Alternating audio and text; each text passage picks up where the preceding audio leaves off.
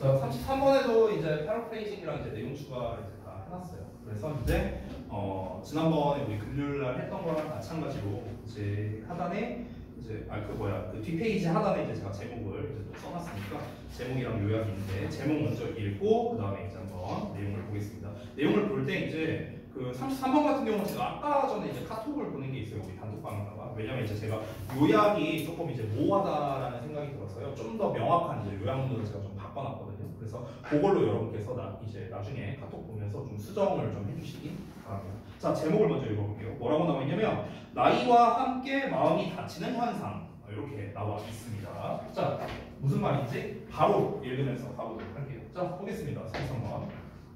In adolescence, 청소년기에 many of us, 우리 다수가 had experience, 경험을 가지고 있는데 of falling under the sway, falling under the sway, fall under the sway 자체가 영향을 받다는 뜻으로 나와 있죠. 그래서 영향을 받은 경험이 있답니다. Of a great book or a writer.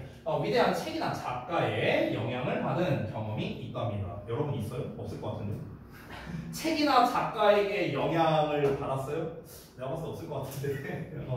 웹툰 작가 정도는 있을 수 있겠다. 웹툰 작가에게 영향을 받은 이런 건 있을 수 있겠죠. 근데 여러분만 그런 게 아니고요. 저도 그래요. 우리 반에서 아마 문수 제외하고는 작가나 책에게 영향을 받은 사람은 없을 것 같은데요. 근데 뭐 많이 있다고 하니까 뭐 그렇다고 칩시다. 넘어가죠. 자, 문장이 기네요. We became entranced라고 나왔는데 entrance 하면은요 이제 이게 약간 뭐랄까 attract랑 좀 비슷한 느낌이에요. 이제 매료시키다라는 뜻인데 우리가 매료되었다는 거죠. 뭐에 의해서? The novel ideas in the book. 책 속에 그런 이제 좀 신선한 아이디어에 의해서 영향을 받 이제 좀 매료됐다. 그러니까 앞에서 뭐라고 나왔냐면 우리가 청소년기 때는 책이나 작가에게 영향을 받았다고 했는데 그 영향을 어떻게 받았냐고 그걸 이제 구체적으로 얘기하는 거예요. 어떻게 영향을 받았냐면 책 속에 있는 참신한 아이디어에 이제 매료가 됐대요. 그리고 because we were so open to influence, 우리가 그 영향에 어땠다? 개방적이었다는 거예요. 그래서 개방적이란 말이 되게 중요하거든요. 미리 말하면. 그러니까 너무나 개방적이었기 때문에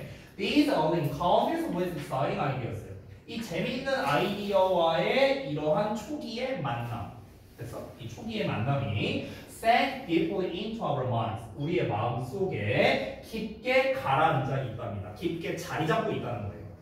그리고 became 뭐가 되었냐면 part of our own thought processes, 우리 자신의 사고 과정의 일부가 되었답니다. affecting 뭐 하면서 우리에게 영향을 끼치면서 decades after we absorb that, 우리가 그것을 흡수한 지, 여기서 그것들이라는 거는 책 속에 있는 어떤 내용들을 말하는 거겠죠. 그거를 받아들인 지 수십 년이 지난 후에도 우리에게 영향을 끼치면서, 자, 이 말을 쉽게 한번 정리해 보겠습니다. 우리가 어릴 때는요 오픈 마인드다 이걸 말하고 싶은 거예요. 그냥 쉽게 말하면요. 우리가 어릴 때는요 각종 지식을 이제 얻으면서 나이를 먹습니다. 대부분 그 지식을 어디에서 얻죠? 책 속에서 얻어요. 책 속에서. 여기서 말하는 책이라는 거는 교과서를 말하는 게 아니라 일반적인 어떤 작품이나 이런 책을 말하는 거죠. 어떤 특정 작가의 작품이라든가. 그럼 이제 그거를 보면서 우리가 되게 감명을 받게 되는 거예요. 감명을 받으면서 이 작가의 어떤 사상이라든가 사고방식이라든가 뭐 또는 작가와 상관없이 이 책 자체의 내용에서 어떤 감명을 받는다는 거야. 뭐 이런 이제 경험을 이제 우리가 대부분 해봤다 이런 거겠죠. 저도 해봤어요. 슬램덩크요.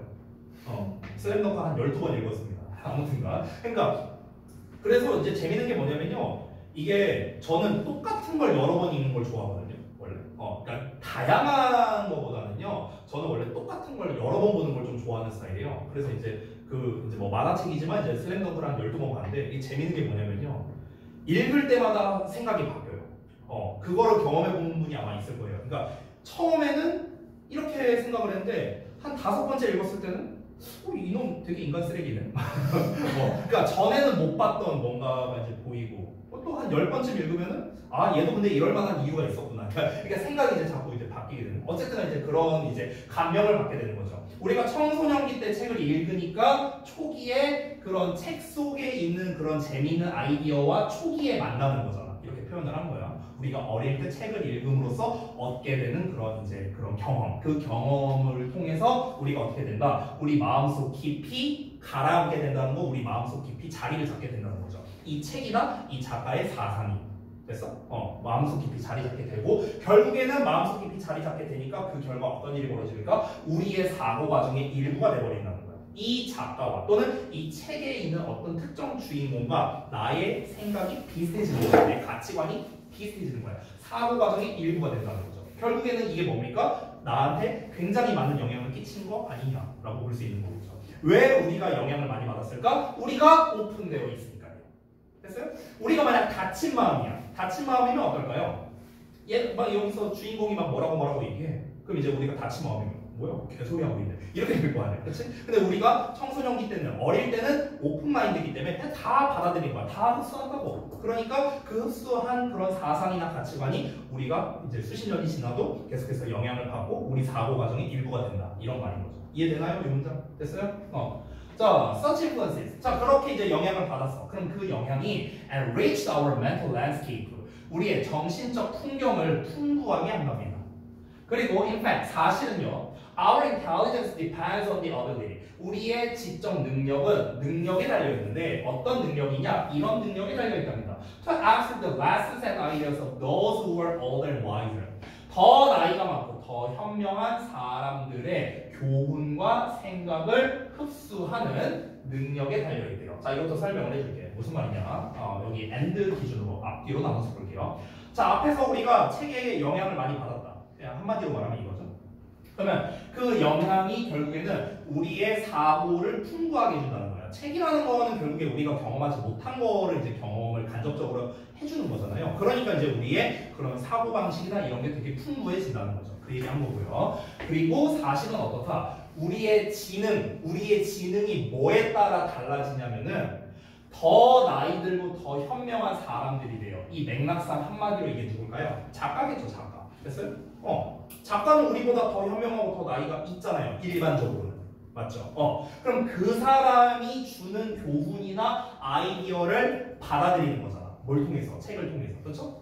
그 능력, 우리가 책에 나와 있는 내용을 얼마나 수용할 수 있느냐. 이 능력에 달려있다고. 뭐가? 우리의 지능이. 우리가 왜 그러잖아. 어렸을 때 책만 읽어야 똑똑해진다. 그 얘기하는 거예요. 그냥 쉽게 말하면. 됐어? 우리의 지능은 결국에는 우리보다 더 나이가 들고 현명한, 즉 이 맥락상 작가의 생각이라던가 아니면 그 사람이 제시하는 교훈점이라던가 이런 걸 우리가 얼마나 잘 흡수할 줄 아느냐, 이거에 따라 다르다고. 흡수를 잘하면 우리가 똑똑해지는 거고, 흡수를 못해, 즉 우리가 닫힌 마음을 가지고 있어. 그럼 우리의 지적 능력이 떨어지는 거겠죠. 그 얘기하는 거야. 됐어? 자, 여기까지 얘기한 건 뭐였습니까? 청소년기라는 것도 일단 중요합니다. 왜냐하면 이 글은요 시기를 기준으로 얘기하고 있거든요. 왜냐하면 여기에서 나이가 들어가면서라는 말이 나왔잖아, 그렇죠? 그러니까 시기가 중요합니다. 그러면 청소년기는 어떻습니까? 지금까지 나온 얘기는 청소년기 때는요 어떤 특성을 가지고 있냐면은 오픈 마인드예요. 쉽게 말하면 오픈 마인드. 그러다 보니까 다 열려 있으니까, 그러니까 우리가 어떤 이제 외부의 사상을 잘 외부의 어떤 사고 방식을 잘 수용한다는 거죠. 결국에 여기서 외부의 사고 방식이란 대표적인 예시로 뭘 말했습니까? 책 얘기한 거고요. 됐어요? 책 또는 작가 얘기한 거고요. 잘 수용하게 돼요. 됐어? 그래서 어떻게 된다? 지적 능력이 향상된다. 이 얘기한 거죠. 지금까지 읽은 내용을 줄인 거예요. 지금까지 읽은 내용을 요약한 겁니다. 청소년기 얘기. 됐나요? 자, 그런데 이제 반전이 나옵니다. however 나왔죠. 하지만 just as the body tightens with age. tighten 하면 원래 이게 꽉 조이는 거잖아요. 그래서 이제 신체가 나이가 들어가면서 꽉 조인다는 건요 경직된다는 거예요. 딱딱해진다는 거예요. 그래서 나이가 들면서 신체가 경직되는 것처럼 so does the mind 이렇게 나왔죠. so 동사 주어 또한 그러하다. 여기서의 does는 tightens with age를 말하는 겁니다. 나이가 들어가면서 마음도 그러하다. 그럼 마음도 그러하다는 거. 마음도 경직된다는 겁니다. 마음이 경직된다는 말은 뭐예요?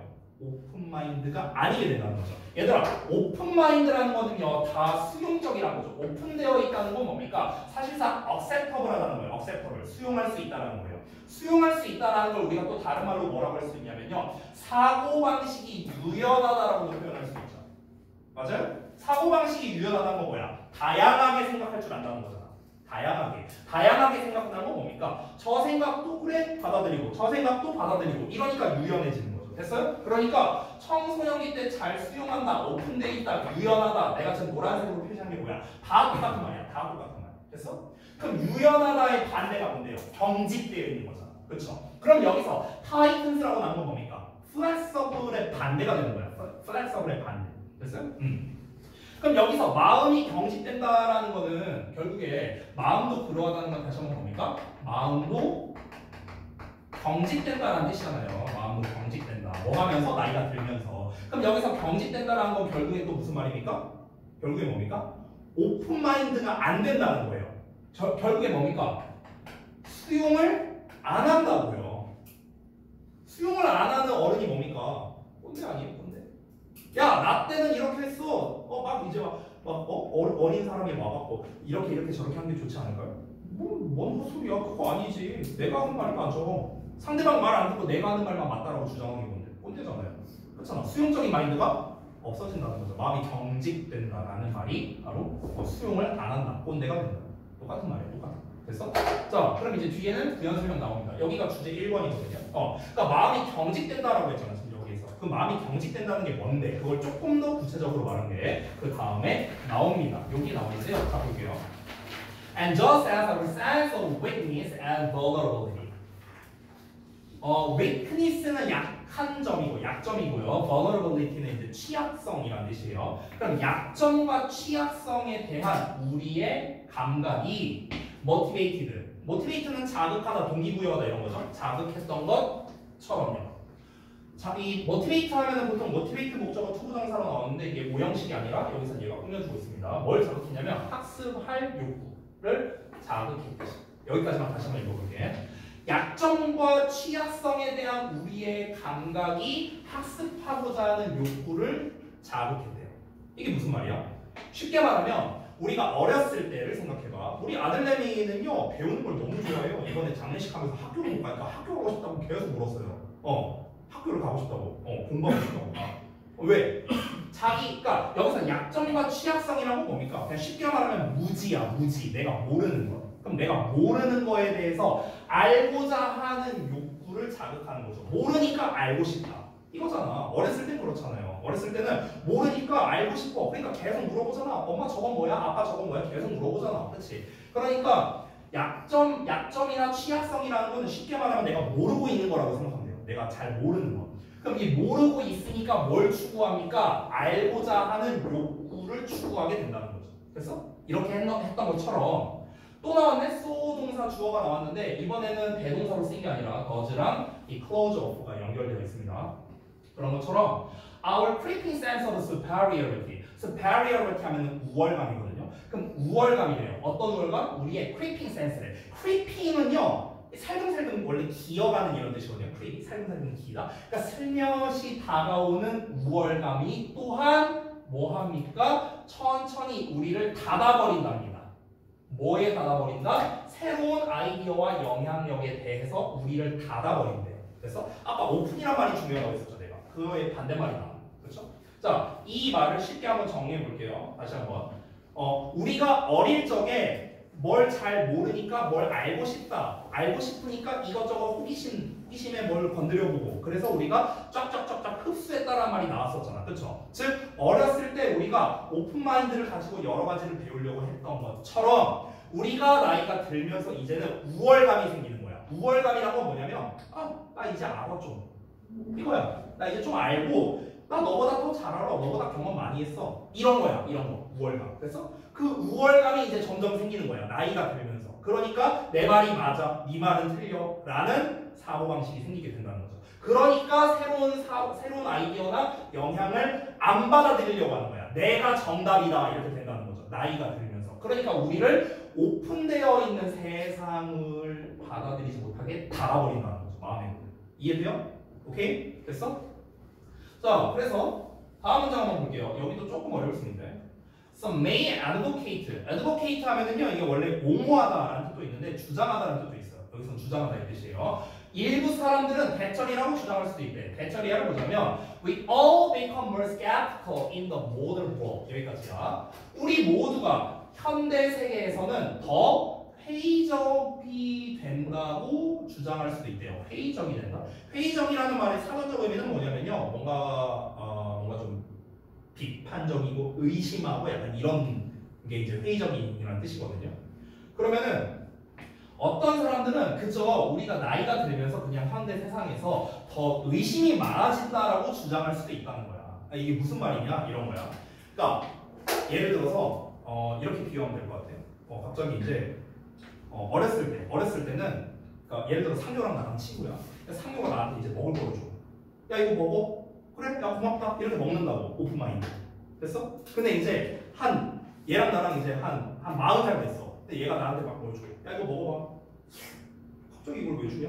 뭐 탔냐? 약 탔냐? 이걸 왜 줘? 침뱉 탔냐? 회의적인 거야.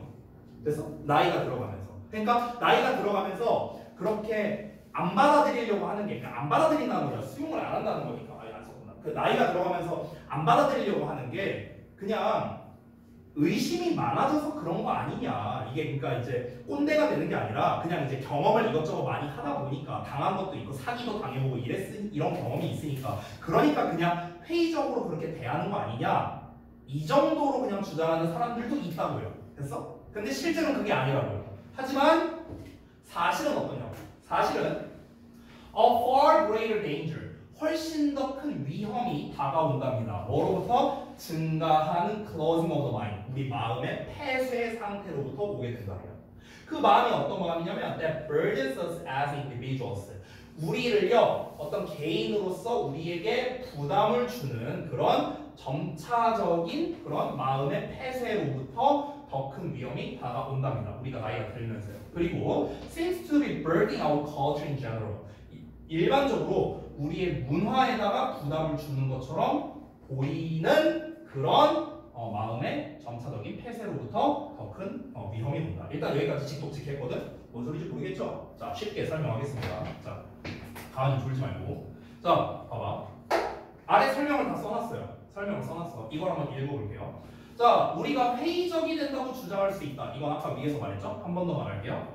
현대 사회는 어떻습니까? 정보가 굉장히 넘치고요. 많은 사람들의 많은 정보와 의견에 노출되어 있죠. 그러다 보니까 사람들이 정보를 더 잘 분별하고 판단하려고 회의적인 태도를 가지는 거 아니냐. 이렇게 생각한다는 거야. 그러니까 여기서의 회의적이라는 거는요. 나쁜 말이 아니에요. 분별력 있는에 좀 더 가까워요. 분별력 있는. 그래서 sensible이야. sensible. 그래서 여기서 skeptical은 sensible에 가깝다고. 분별력이 있다고. 그래서 뭔가 그러니까 하나하나 다 의심하고 이런 게 아니라 내가 경험이 이제 나이가 들면서 경험이 생겼으니까 그러니까 이거 좀 의심되는데 이거 맞나? 이렇게 분별력이 생기는 거 아니냐. 지금 그러니까 이거를 잘 이해해야 돼. 청소년기 때는 이랬어. 근데 성인이 되면서 즉 나이가 증가하게 되면서 어떻게 된다? 이게 이제 클로즈 마인드가 된다는 거잖아. 클로즈 마인드. 그렇잖아. 클로즈 마인드는 뭡니까? 수용을 안 한다는 거잖아요. 그렇죠? 수용을 안 한다는 걸 쉽게 말하면 뭐라고요? 꼰대 된다고요. 꼰대 돼. 그래서 이렇게 된다. 필자가 주장하는 건 이거예요. 알았죠? 필자가 주장하는 건 이거야. 근데 필자 말고 다른 사람들은 야 꼰대가 아니라 그러니까 다른 사람들의 주장이 뭐냐고요. 꼰대가 되는 게 아니라 그냥 분별력이 좀 더 생기는 거 아니야? 분별력이 늘어나는 거 아니야? 이렇게 주장하는 사람들이 있다고. 됐어? 어렸을 때는 뭘 모르니까 다 수용한 거고 나이가 들면서 이제 좀 경험을 많이 했으니까 분별력이 생기는 거 아니냐? 이렇게 주장하는 사람이 있다는 거야. 이 필자가 주장하는 게 아니라. 됐어? 근데 필자는 뭐라고 했어? 아니야. 그딴 거 아니야. 그냥 꼰대 되는 거야. 이렇게 말하는 거야. 필자는. 됐어? 그래서 다음 내용 볼까? 우리가 나이가 들수록 개인으로서 우리에게 부담을 준다. 이런 멘트가 나와 있어. 이게 뭔 말인지 한번 볼게요. 우리의 마음이 점점 더 폐쇄적이 되는 경향이 개인에게 부담이 된다. 이런 말인데 다시 새로운 아이디어나 경험에 대해서 안 열려 있어. 우리가 닫혀 있어요. 하던 대로만 하려고 해. 이게 나이 든 사람 특징이거든요. 하던 대로만 하려고 해. 하던 대로만. 변화에 유연하게 대응을 못하면 그러면 어떻게 됩니까? 여기서 부담을 준다는 말이 있잖아. 그러니까 뭐가 부담을 주는 거냐? 다시 한번. 우리가 변화를 받아들이지 않는다면요. 그냥 한마디로 말하면 우리가 변화를 받아들이지 않는다면 그러면 우리의 어떤 성장이나 학습이나 가능성을 탐색하는 능력 이런 능력에 부담이 될 수밖에 없다는 거예요. 이런 능력에 부담이 간다는 거죠. 이런 능력에. 자, 그러니까 쉽게 말하면 결국에는 발전이 없다는 거예요. 발전이 없다. 부담을 준다라는 것 자체가 발전이 없게 된다는 거예요. 더 쉽게 말하면. 그래서 아니 왜냐면은 닫혀 있으니까 다른 사람의 의견을 수용하거나 하려고 하지 않으니까. 그래서 자, 그래서 이제 마지막에 또 이런 말이 나와 있죠. 일반적으로 우리 문화에 부담을 주는 것처럼 보인다 이렇게 나왔죠. 이건 무슨 말이냐면은 이러한 폐쇄적인 태도가 아까 위에서는 뭐라고 했습니까? 개인으로서 부담을 준다고 했죠. 개인 한 명을 말하는 거야. 근데 문화에 부담을 준다는 건 뭡니까? 단체가 되는 거죠. 개인이 아니라. 그렇죠? 그래서 개인적인 문제가 아니라 사회 전체의 문화적 사고적 발전에도 부정적인 영향을 끼치게 된다라는 겁니다. 어떻게 하면은 우리가 계속 닫힌 마음으로 살면요. 다른 사람의 의견을 수용하지 않으려 한다면. 즉 사람들이 새로운 아이디어나 사고방식에 대해서 폐쇄적이게 되면은 그게 사회 전체의 창의성이나 혁신 이런 거에 방해가 된다는 거죠. 그래서 사회적인 문제가 될 수 있다는 겁니다. 사회적인 문제. 됐어? 그러니까 결국 이 사람이 그래서 말하고 싶은 건 뭐냐면 어렸을 때는 우리가 잘 수용하고 오픈마인드를 가지고 있는데 나이가 들어가면서 다른 사람의 의견을 수용하지 않는 한마디로 꼰대가 돼버리니까 그러니까 이 문제를 해결하기 위해서 오픈마인드를 잘 가집시다. 이게 이 사람이 주장하고 싶은 거야. 됐어? 그래서 요약을 한번 볼까요? 우리가 나이를 먹으면서 어쩌고 나왔는데 아까 말했다시피 이 요약문은 보지 말라고 했습니다. 이 요약문 말고요. 제가 카톡에다가 보내드린 요약문이 있습니다. 그러니까 요 내용은 뺀 거예요. 쉽게 말하면. 요 내용 뺀 거고요. 요약문이 이제 뭐냐면 우리가 나이 먹으면서 결국에는 이제 우월감이 이제 생기게 되고요. 그 우월감으로 인해서 우리는 새로운 아이디어에 이제 영향을 받지 못하게 된다. 결국에는 이제 그냥 폐쇄적인 마음만을 가지게 되고 결국에 발전이 없게 된다. 이게 이제 이 글의 요약이라고 할 수 있겠습니다. 정리한 거는 카톡에 보냈으니까 그거 보고 여러분이 쓰시면 됩니다. 됐죠? 자, 한 질문만 더 시작할게요. 34. 요즘은 좀 어렵긴 했어요. 오늘도 33번 질문 많이 나왔어요. 자, 34번은 그렇게 어렵지 않으니까 딱 끝내겠습니다. 제목 한번 읽어볼게요. 자, 제목만 읽어보면 조금 어려워 보이거든요. 수용과 지능 사이의 차이점 이렇게 나왔어요. 이것만 보면 좀 어려워 보이죠? 어렵지 않습니다. 가볼게요. 자, many people look for safety and security in popular thinking. 많은 사람들은요, 대중적 사고에서 안전과 안심을 찾는답니다. 대중적 사고. 그러니까 대중적 사고가 뭐예요? 누구나 하는 생각이죠. 쉽게 말할까요? 상식이라고 해도 되고요. 상식도 맞아요. 뭐 패러다임이라고 표현할 수도 있고요. 대세라고 표현할 수도 있겠네요. 아니면은 우리식으로 좀 더 표현해볼까? 국민 뭐뭐. 약간 막 국민 뭐 국룰, 국민 트리 이런 거. 이게 이제 대중적 사고죠. 대중적 사고. 우리가 대중적 사고에서 뭘 찾는다고요? 안도감을 얻게 된다고요. 왜? 쟤도 저렇게 생각하고 쟤도 저렇게 생각하니까 맞겠지 뭐. 이렇게 생각한다면 다수결로 생각하면은 우리가 안심을 얻게 된다는 거죠. 자, they figure. 그들은 생각합니다. 대처를요. If a lot of people are doing something. 자, 많은 사람들이 뭔가를 하고 있다. 자, 많은이 중요한 거죠. 많은. 왜냐면 지금 여기서 대중적이라고 나왔잖아. 대중적이라는 거는 많은 사람들이 사고를 하는 거니까 여기서 이어 popular에서 a lot로 이어지는 거죠. 많은 사람들이 뭔가를 생각한다면 그러면 it must be right. 그것이 틀림없이 옳을 것이다. 라고 사람들은 생각하는 거죠. 그렇죠? 대세가 맞다. It must be a good idea. 그거는 좋은 생각이면 틀림없대요. 보통은 그렇죠. 보통은 쟤도 너도 쟤도 하는 생각이 보통은 그러니까 대세가 일반적으로 맞는 경우가 많으니까. 그렇죠? 자, 계속해서 이어집니다. If most people accept it. 만약 대부분의 사람들이 그것을 받아들인다면 그것은 뭡니까? 대중적인 생각. 됐어요? 대중적인 생각을 받아들인다면 그러면 it probably represents. 그것은 아마도 나타낼 거랍니다. 뭐를요? 공정성을 나타내고요. equality, 평등함을 나타내고요. compassion, 동정심을 나타내고 sensitivity, 민감성을 나타낼 거랍니다. 그렇죠? 대부분은 그럴 거 아니에요. 그렇죠? 대부분의 사람들이 생각하고 있는 거를 나도 생각한다면 그럼 그게 맞겠지 뭐. 대세에 따른다는 거죠. 쉽게 말하면. 그렇죠? 그래서 우리가 다른 사람들이 하는 대부분의 생각을 수용한다면 그러면은 다 수용하는 생각은 다 이런 걸 나타내는 거죠. 공평하고 모든 사람들이 생각하는 게 공평한 거고 평등한 거고 동정심인 거고 민감한 거고 다 이렇게 받아들인다는 거죠. Right? 그렇지 않겠느냐? Not necessarily. 꼭 그런 건 아니에요. 자, 지금까지는 실컷 밑밥 깔아놨어요. 어떤 밑밥? 대세가 사실은 대부분 맞다. 이거야. 그냥 한마디로 말하면요. 근데 대세가 항상 맞는 것만은 아니다. 이렇게 이제 단정 나옵니다. 됐어? 그럼 대세가 항상 맞는 것만은 아니다라는 말이 이제 이어서 나와야겠죠. 부연 설명이 나와야겠죠. Popular thinking. 자, 대중적 사고는요. 대절을 말했습니다. 재생략된 거예요. 뭘 말했냐? The Earth was the center of the universe. 지구가 우주의 중심이다. 옛날에 이렇게 생각한 적이 있었죠. 이게 대세였잖아. 그렇죠? 근데 실제로는 어땠습니까? 코페르니쿠스가 별과 행성을 연구를 했고요. 그래서 수학적으로 프로브드 입증했죠. 뭘 입증했어? 대절을 입증했죠. The Earth and the other planets in our solar system. 우리 태양계에 있는 지구와 다른 행성들이 어떻게 한다? 태양을 주위로 돈다라는 것을 수학적으로 입증을 했죠. 그럼 어떻습니까? 대세가 틀린 거네요. 그렇죠? 그러니까 대세가 항상 정답은 아니라는 거예요. 그러니까 이 글에서 말하는 제목은 딱 이겁니다. 대세가 정답은 아니 항상 정답인 건 아니다. 결국 이거예요. 됐어? 자 봐봐. Popular thinking. 자 또 예시야. 계속 나와요. Popular thinking said 나와 있죠. 그 다음 문장도 Popular thinking said 나오죠. 계속 예시 드는 거야. 방금 전에는 과학적인 얘기로 예시를 들었죠. 이번엔 또 뭐 나올까? Surgery didn't require clean instruments. 수술이 깨끗한 도구를 필요로 하지 않는다고 생각한 시절도 있었대. 그러나 조세프 레스트로가 이제 그 높은 사망률을 연구한 거야.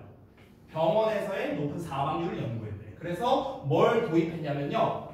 여기에서 멸균 방식을 도입했답니다. 멸균법을요. 그 멸균법이 뭐냐? 즉시 생명을 구하는 멸균법을 도입하게 됐대요.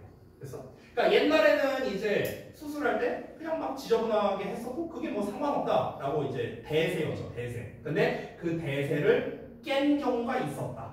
그러니까 지금 계속 예시들이 뭐예요? 대세가 틀린 경우에 대해서 예시를 계속 들고 있죠. 그렇죠? 그 다음에도 어떻습니까?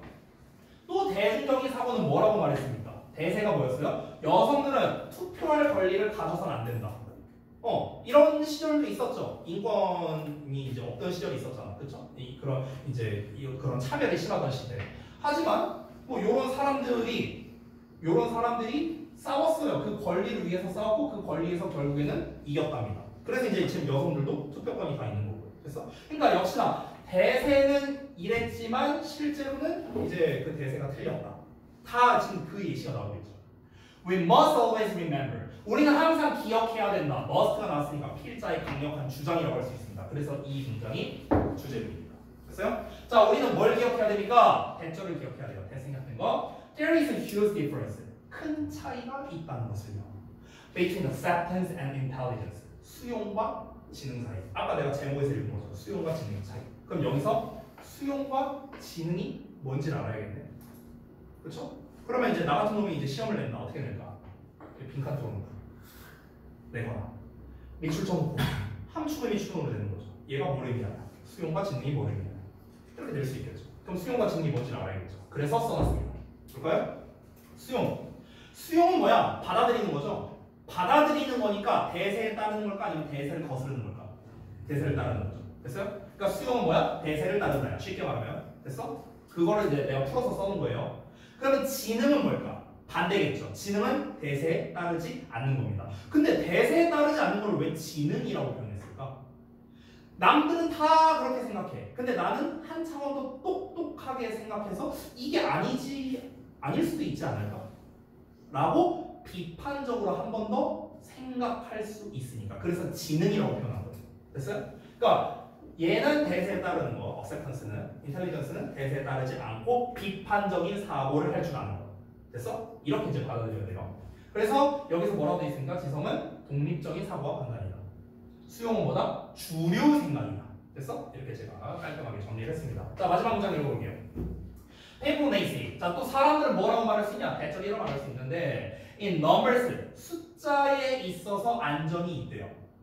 숫자라는 거 왜 나왔습니까? 아까 초반부터 나온 게 뭡니까? 대세란 거 뭐예요? 많은 사람들의 생각이죠. popular라든가 allar라든가 이런 표현이 중요했었죠. 결국 수가 많은 게 안전하다고 생각할 수 있겠지만 실제로 어떻습니까? That's not always true. 그게 항상 사실인 건 아니다. 부분부정이 많이 나와 있거든요. 아까도 not necessarily라고 부분부정이 나왔죠. 반드시 그런 건 아니다. 여기서도 not always 부분부정 나왔죠. 항상 사실인 건 아니다. 사실일 때도 있죠. 대세가 사실일 때도 있지만 그렇지 않는 경우도 있다. 그 예시 위에서 실컷 말했잖아요. 그렇죠? 그래서 요약 정리해 보겠습니다. 대중적인 생각의 수용이 반드시 옳거나 현명하다는 것을 의미하지는 않는다. 중요한 말이죠. 그것은 과거에 지배적인 사고에 도전했던 사례들이 보여주고 있는 거죠. 지배적인이라는 말이나 대중적이라는 말이나 아니면 대세라거나 다 똑같은 말이고 다 똑같은 말. 거기에 도전했던 사례들이 뭐가 있었죠? 세 가지가 있었죠. 아까 뭐 지구, 뭐 코페르니쿠스 얘기도 나오고요. 뭐 앤서니 뭐 얘기도 나왔었고 이렇게 여러 가지 예시가 나왔었죠. 전부 다 핵심은 뭡니까? 어쨌든 이제 우리가 수용과 지능, 즉 무조건 주류 생각이 정답인 건 아니다라는 게 이 글의 핵심적인 내용입니다. 어렵지 않죠? 자, 잠깐 쉬었다 하겠습니다. 다 하려면 많이 남았어요. 6질문 남았어요. 6질문.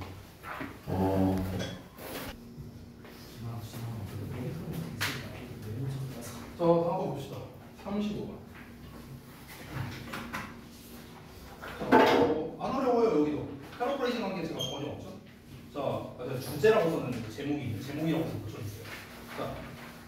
자, 제목은 런던 택시 운전사들의 향상된 기억력과 뇌 구조 이렇게 나와 있죠. 뭐 되게 직관적이죠? 제목 자체가. 뭐 바로 읽어보겠습니다. 뭐 패러프레이징이나 뭐 정리할 것도 없죠. 그냥 쭉쭉쭉 읽으면 됩니다. 그냥 설명문이었어요. 가볼게요.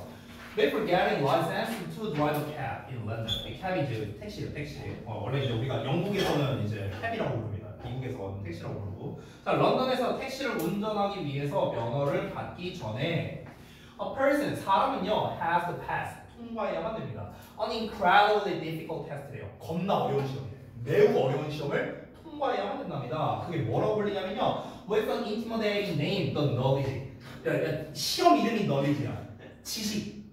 지식이라고 불리우는 아주 위협적인 이름을 가진 이런 엄청나게 어려운 시험을 통과해야 된대요. 이 런던에서 택시 운전하려면요, 지식이라는 이름의 시험을 통과해야 된대요. 아니 뭐 얼마나 어렵길래 시험 이름이 지식이야, 지식. 한번 볼게요.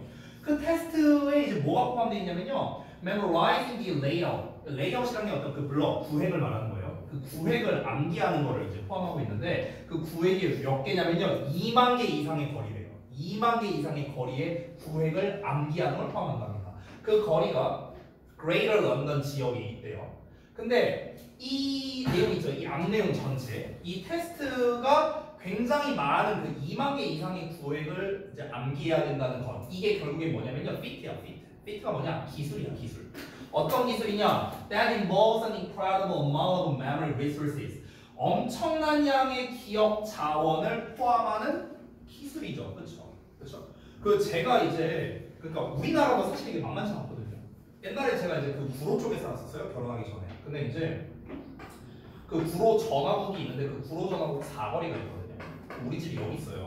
그럼 이제 이쪽 이제 제가 이렇게 간단 말이야, 택시 타고 갈 때. 여기서 이제 좌회전을 해갖고 이제 이쪽으로 가서 이렇게 가는 거야. 근데 요 도로 있죠, 요 도로. 요 도로가 이름이 있는데 요 도로 이름이 20m 도로거든요. 20m. 도로 이름이 20m 도로예요. 왠지 나도 몰라요. 이유는 몰라. 이유는 모르는데 사람들이 여기를, 그러니까 좀 나이 많이 드신 분들 있잖아요. 나이 많이 드신 분들이 여기를 20m 도로라고 이제 예전부터 이렇게 불러왔어요. 그러니까 정식 명칭은 아닌 것 같은데 어쨌든 20m 도로예요. 왠지 몰라 나도. 그럼 이제 내가 아무 택시나 붙잡고 아무 데서나 타갖고 뭐 구로라고 말도 안 해요. 그냥 20m 도로로 가주세요 이렇게 얘기해요. 그럼 다 알아요. 모든 택시 기사가 다 알아요. 20m 도로라고 하면 다 알아요. 그러니까 그러면은 생각을 해봐. 이런 게 한두 개겠어요? 서울 시내 한두 개가 아닐 거 아니야. 근데 그걸 다 외우고 있다는 거잖아. 이 택시 기사들은 내비도 안 찍어요. 또 진정한 고수분들은 내비를 안 찍고 자기가 아는 최단 루트 어떻게 해갖고 막 가. 듣도 보도 못한 막 길로 해갖고 막 어떻게 가요 막. 그러니까 그런 게 뭡니까? 다 기억력이죠, 기억력. 엄청난 이제 기억력인 거죠, 그렇죠? 그러니까 런던 거리 같은 경우는 이제 2만 개 이상의 저런 이제 도로가 있는데 이제 그거를 다 외워야 된다는 거죠. In fact, 사실은요, fewer than 50% of the people, 사람들 중에 50%가 채 안 되는 거죠. fewer니까 50% 미만의 사람들이죠. 근데 어떤 사람들이냐면 who sign up for taxi driver training이래요. sign up for는 등록하다는 뜻이야. 그러면은 택시 운전사 훈련에 등록한 거예요. 택시 운전사 훈련에 등록한 사람들 중에서 50%도 안 되는 사람이 pass the test, 그 시험을 통과한대요. 50%도 안 된대요. 그러니까 시험 통과하는 비율이 50%도 안 되는데, 근데 그것도 심지어 뭐랍니까? 그것을 위한 공부를 하는데 2, 3년을 보낸 후래요. 2, 3년을 택시 운전사 하려고 그 2만 개 이상 구획을 외우는 거를 이제 2, 3년을 공부한 거예요. 이 정도면 거의 고시 아니야? 2, 3년을 공부했으니까. 그런데도 불구하고 합격률이 50%가 안 된다는 거야. 그러니까 이제 얼마나 어렵다는 거야. 되게 빡세지 않겠냐? 야, 니네가 생각해봐도 야, 여기 서울 경기도 지역에 있는 모든 도로를 다 외워. 나 못 외울 것 같은데. 다 외워. 그러면 이제 거기까지, 그럼 예를 들어서 아무데나 지도 딱 서울 지도 그려놓고 아무데나 딱 하나 찍어. 자, 그럼 여기 일산 후곡에서 여기까지 어떻게 하면 최단으로 갈 수 있어? 어느 거리로 어떻게 갈 거야? 이거 어떻게 외워? 경우의 수가 한두 개가 아니잖아, 그렇죠? 자, and as it turns out, 자 그리고 밝혀진 바에 따르면 the brains of London cabbies, 이 cabby가 이제 그 택시 운전사예요. 그러면 런던의 택시 운전사들의 뇌가 are different, 다르대요. 그러니까 운전사니까 이미 시험을 통과한 사람들이겠죠, 그렇죠? 두뇌가 다른데 뭐랑? Non-cab driving humans. 그러니까 운전을 안 하는 택시 운전사가 아닌 사람들과 비교했을 때 뇌 구조 자체가 다르다는 거야. 어떻게? 어떤 방식으로 다르대요. 어떤 방식으로 다르냐면 that reflect their Herculean memory efforts라고 나와 있죠. 그들의 초인적인 기억 노력을 반영하는 방식으로 나옵니다. 됐어요? 초인적인 기억 노력을 반영한대. 이게 뭡니까? 아니 2만 개 이상의 구획을 다 외워야만 시험을 통과하는 걸 거 아니야. 엄청난 기억력을 자랑하는 거라고 볼 수 있겠죠. 그런 측면에서 봤을 때, 그러니까 엄청난 기억력을 자랑한다는 측면에서 봤을 때, 이 택시 운전사랑 일반인이랑은 이 뇌구조가 다르다는 거죠. 특히 기억력 측면에 있어서.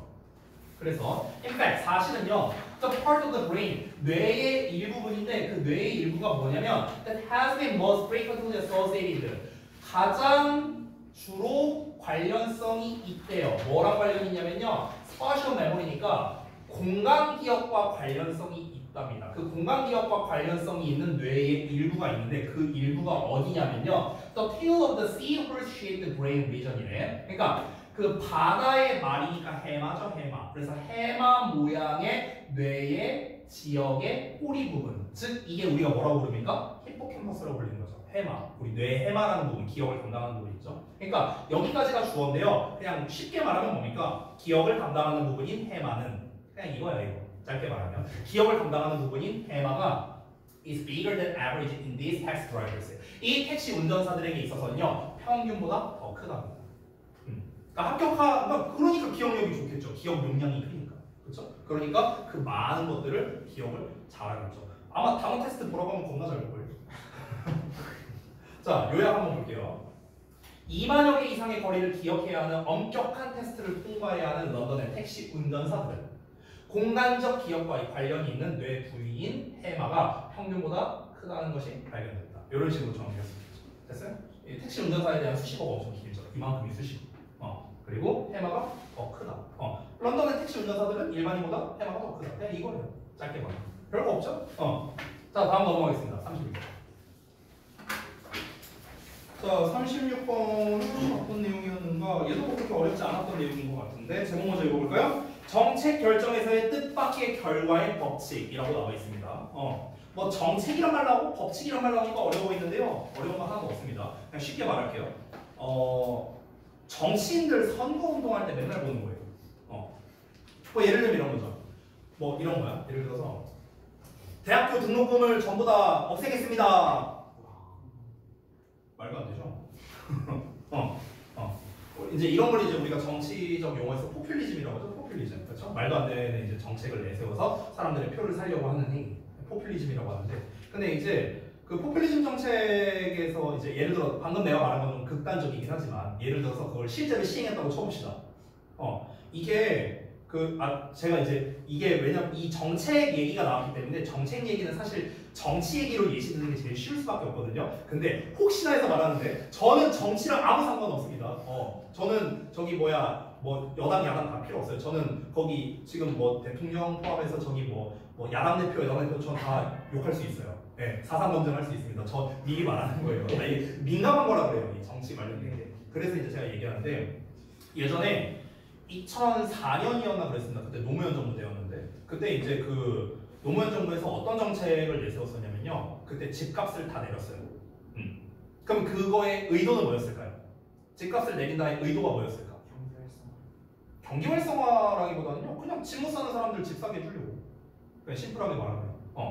왜냐면 이제 집값 너무 비싸다 우리 이 서민들은 어떻게 살라고 하는 거냐 하면서 이렇게 하는 거죠. 그래서 집값을 다운시키는 정책을 했습니다. 여기까지만 들으면 되게 좋아 보이죠, 그렇죠? 자, 근데 이 정책을 결정을 했어. 근데 이걸로 인해서 뜻밖의 결과가 나오게 됩니다. 어떤 결과가 나오느냐? 사람들이 이제 그 집값을 이제 내리는 이제 정책을 시행을 하니까 전세가 올라버렸어요.